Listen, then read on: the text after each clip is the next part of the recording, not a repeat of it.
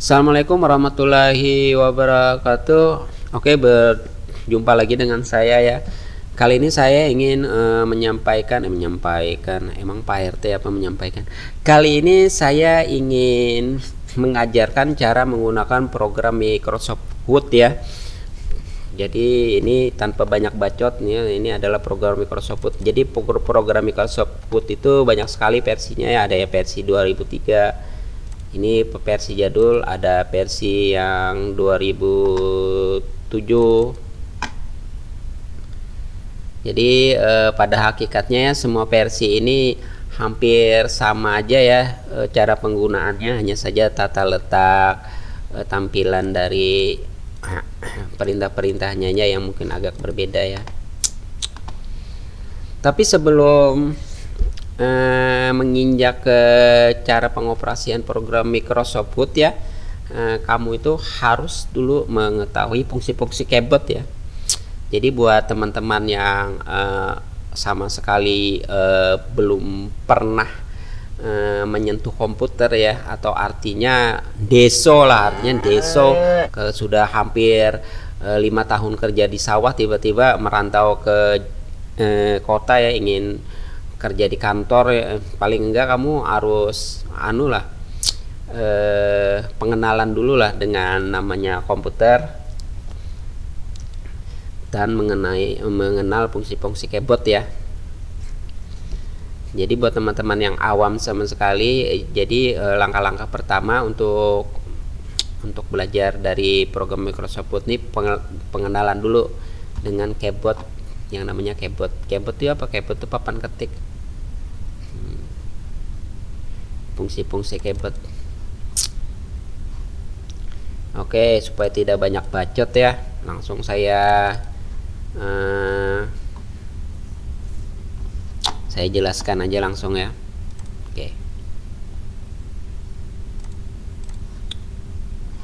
Ini versi Microsoft Word 2003 ya, biar aja 2003 lah, nggak apa-apa. Pertama, tombol escape. Ya, tombol escape ini ya gunanya untuk apa tombol escape? Tombol escape ini biasanya digunakan untuk keluar atau ya keluar lah, atau cancel ya. Keluar atau cancel itu artinya nggak jadi, di cancel aja artinya kita ketemuannya malam minggu nih, kita cancel artinya nggak jadi, berarti nggak ketemu. Jadi misalnya kalau kita buat file, misalnya open, cancel, tekan escape, tombol escape ya, artinya kembali lagi. Tekan escape, keluar. Aduh, jadi itu artinya tombol cancel, escape ini sama dengan cancel ya. Terus function key, ini function key, tombol F1, F2, F3, F4, 7, 8 sampai dengan F12 itu namanya function key. Dimana tombol ini berfungsi pada setiap aplikasi berbeda-beda fungsinya ya. Jadi kalau di aplikasi Microsoft Word fungsinya untuk ini, di Excel yang F12 ini fungsinya untuk ini, F10 untuk ini, jadi berbeda-beda. Sebagai contoh kita gunakan misalnya tekan F12. F12. Nah, ini untuk bisa menyimpan dokumen.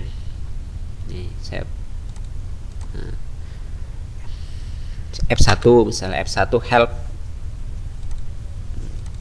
menampilkan perintah help kan nggak mau di sini. F3, F4, F5 mencari dan mengganti misalnya. Nah, itu function key, itu ada tombol function key. Terus ini ada tombol print screen yang ada di layar. Print screen itu maksudnya mencetak apa yang ada di layar. Kayak kamu suka itu loh, capture di HP kan, ada foto cewek cantik, kamu liatin, langsung kamu tekan tombol sebelah kanan sambil tombol tengah bawah buat screenshot. Ya, ini sama dengan ini, print screen ini gunanya sama dengan untuk mengcapture ya, mengambil gambar yang ada di layar ya. Ini namanya tombol print screen. Contohnya gini, tekan print screen. Sekarang aku paste di sini. Nah, ini keluar kan yang ada di layar, muncul dia.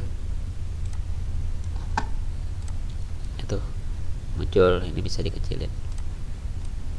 Nah, yang ada di layar keambil. Tuh fungsinya print screen ya. Aku hapus saja. Kemudian ada tombol scroll lock ini tombol yang digunakan untuk menggulung layar. Jadi kalau scroll locknya mati, kita bisa melakukan penggulungan kursor ya, atau membawa kursor. Itu biasanya di program spreadsheet ya, seperti Excel ya. Kalau kita tekan lagi scroll locknya, itu dia menggulung layar ya. Terus ada tombol pause. Pause ini untuk apa? Biasanya pause ini digunakan kalau kita menggunakan yang di shell DOS ya, di shell, atau menggunakan Linux itu. Kalau kita pas kita menulis sesuatu, dia layarnya terus menggulung, kita tekan pause itu artinya menyetop ya. Supaya nggak bingung ya, saya contohkan aja gini nih. CMD ini kita dir ya. Kalau di dir, saya masukkan window dulu ya. Nah, ini kan dia menggulung terus. Kalau menggulung terus, supaya dia bisa berhenti, tekan tombol pause tadi. Nah, dia stop. Tekan pause lagi, stop. Tekan pause lagi, stop. Tekan pause lagi, stop. Nah, itu maksudnya Ctrl C. Jadi itu fungsi tombol pause ya. Pause yang ini tombol pause ini ya. Pause break. Terus ini namanya area key ya, area key ini untuk mengetik posisi. Area key ini untuk kita melakukan pengetikan. Sini ada tabs, tombol tabs ini biasanya nanti kalau kamu mengetik menggunakan tabulasi ya, mengetik di words tabs ini supaya melompat-lompat dia. Kalau kita pasang tab di sini, nah pasang tab di sini, tekan tabs, nomor, tab alamat, tabs kota, tab 1, 2 alamat, tab itu supaya ketikannya rapi kan, pasang tab.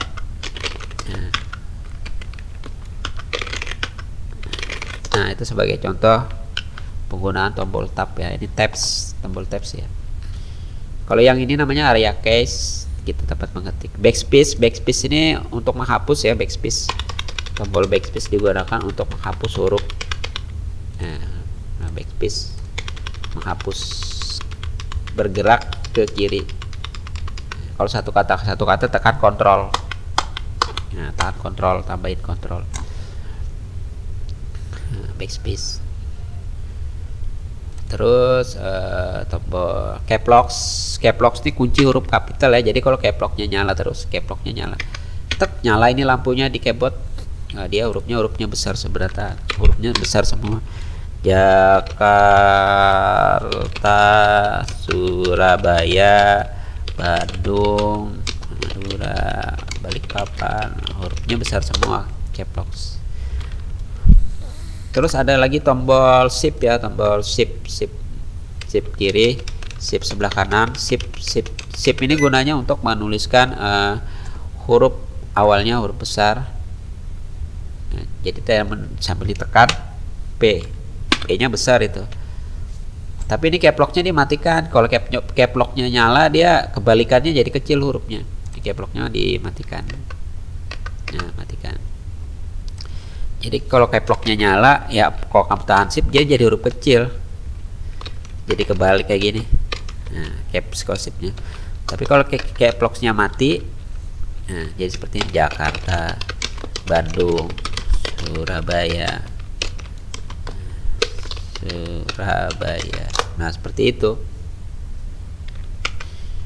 Nah, shift kontrol ini biasanya tombol yang digunakan dengan kombinasi dengan tombol yang lainnya. Kontrol kayak mau cetak, kontrol P,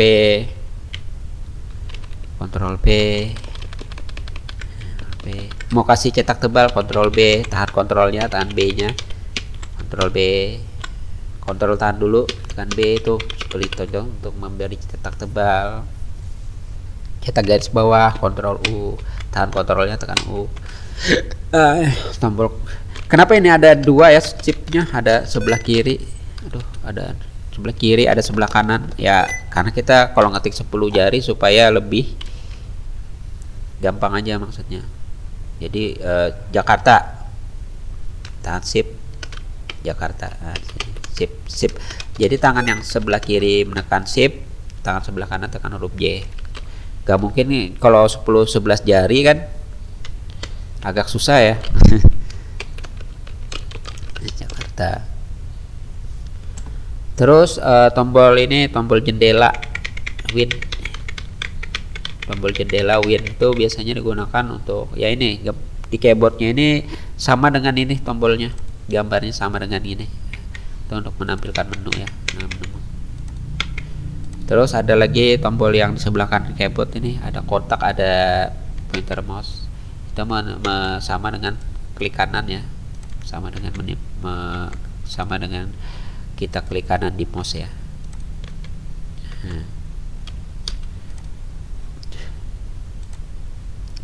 Terus apalagi tombol inset. Tombol inset ini digunakan buat menyisip sama override. Jadi kalau insetnya aktif Jakarta, Bandung, ini kan insetnya aktif Bandung. Kalau insetnya ditekan lagi sekali Jakarta, nah dia menimpa Bandung, Surabaya. Nah dia menimpa, terhapus, yang ada terhapus. Artinya override-nya itu hidup, dia menimpa. Terus tombol home ini untuk menggerakkan kursor ke awal ke akhir ya. Kalau di Microsoft Word, home on. Nah jadi seperti ini. Home, kursornya langsung ada di sebelah kiri. Kursor itu yang kedip-kedip gitu loh. Kursor tempat menyisipkan kita. Kursor itu tempat mata penyisipan apa yang kita ketikkan. N ke posisi paling kanan, home ke posisi paling kiri. Ini fungsinya home. N. Kontrol N, kontrol home, kontrol M. N, home, N.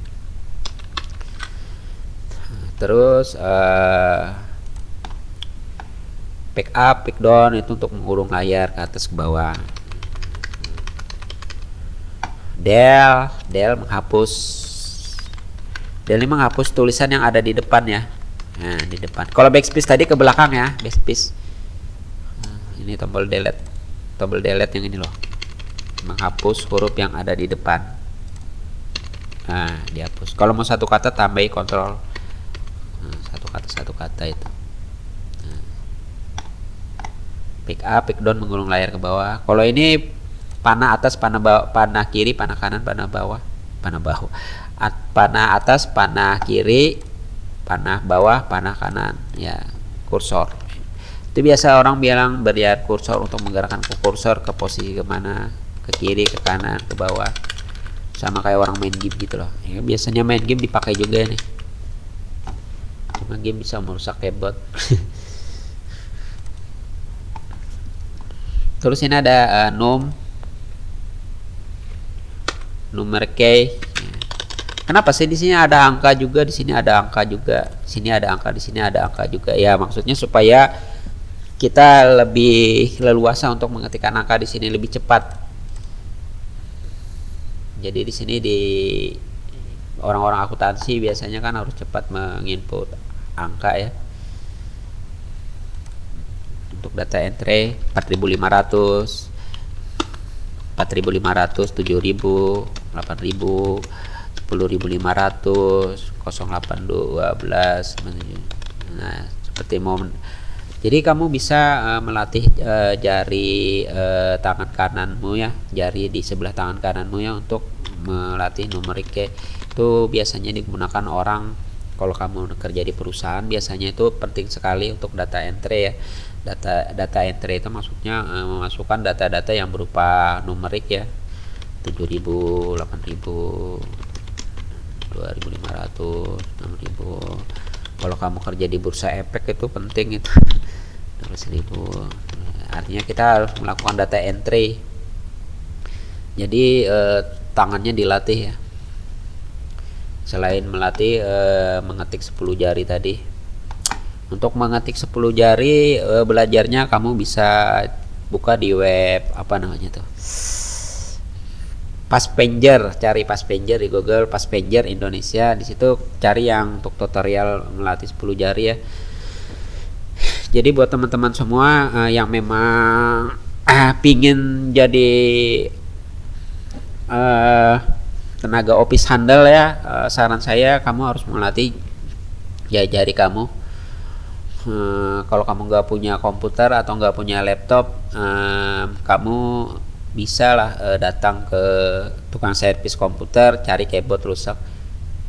Om, ada keyboard rusak om. Mau buat apa keyboard rusak? Mau saya beli om 10.000. Loh, buat apa? Buat melatih jari-jari saya om, supaya lincah nanti.